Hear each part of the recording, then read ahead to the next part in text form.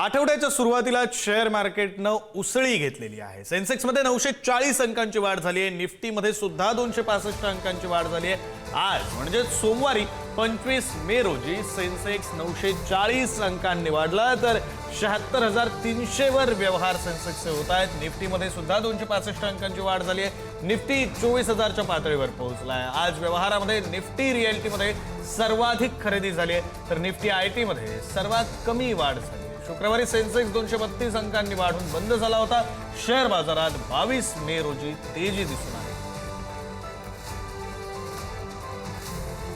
अधिकची माहिती देत आहेत प्रतिनिधी सुशांत पाटील। सुशांत, विक्रांत, आज मात्र सेन्सेक्सनी बाजारात जोरदार तेजी घेतली आहे। सेन्सेक्स जवळपास 940 अंकांनी वाढून 76,000च्या वर गेला आहे, 76,357। तर निफ्टीत देखील 250च्या वर 265 अंकांनी वाढून 24,000च्या जवळपास पातळीत गाठलेला आहे।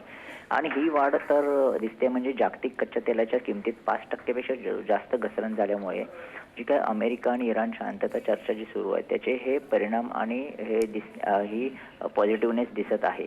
मात्र आज सेन्सेक्सने 940 अंकांनी वाढून 76,357 तर निफ्टी 265 अंकांनी वाढून 24,000ची पातळी गाठत आहे।